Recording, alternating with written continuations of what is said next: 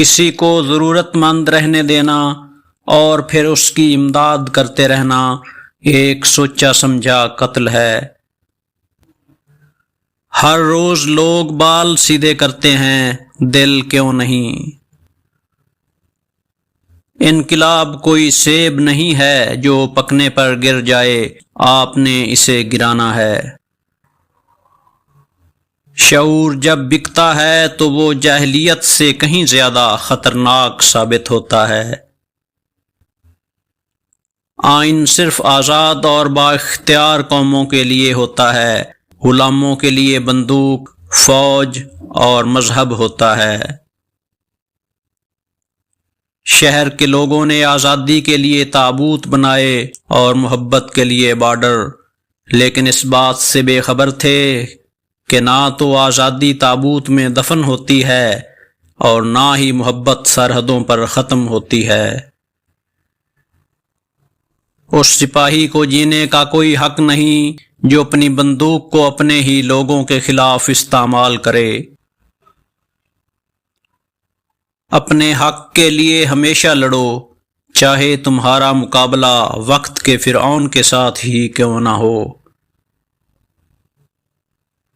افکار و نظریات کے گرد جمع لوگ عظیم مقاصد پاتے ہیں، اشخاص کے گرد لوگ منزل کے نام پر منزل کھو دیتے ہیں۔ جمہوریت استحصالی طبقات کی آمریت کی نمائندگی کرتی ہے۔ ایک انسان کی زندگی زمین کے امیر ترین آدمی کی تمام جائیداد سے 10 لاکھ گنا زیادہ قیمتی ہے۔ جب لوگ اپنی حکومت سے نفرت کرتے ہیں تو اسے گرانا آسان ہوتا ہے۔ سخت ہونا ضروری ہے لیکن نرمی کو کبھی نہیں کھونا۔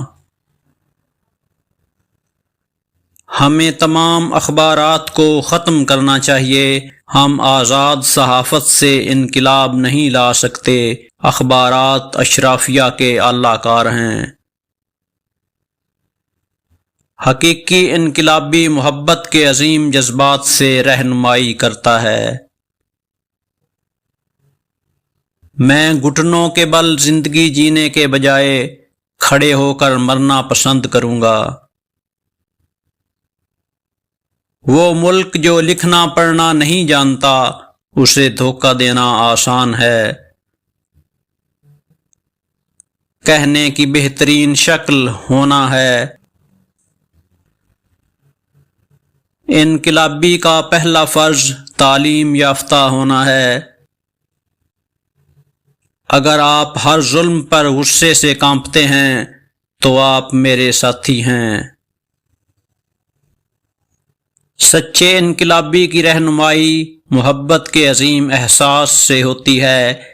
ایک حقیقی انقلابی کے بارے میں سوچنا بھی ناممکن ہے جس میں اس خوبی کا فقدان ہو۔ دوست نہ ہونا ایک افسوسناک بات ہے، لیکن دشمنوں کا نہ ہونا اس سے بھی زیادہ افسوسناک ہے۔ انقلاب انسانوں کے ذریعے برپا ہوتا ہے، لیکن افراد کو اپنے انقلابی جذبے کو روز بروز استوار کرنا چاہیے۔ سمندر ساحل کے ایک چھوٹے سے حصے پر رقص کرتا ہے۔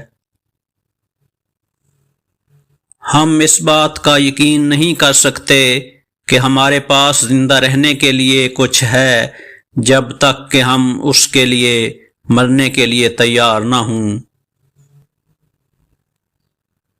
جب آپ ہار ماننے کے قریب محسوس کریں تو ان لوگوں کے بارے میں سوچیں جو آپ کو ناکام دیکھنا چاہتے ہیں۔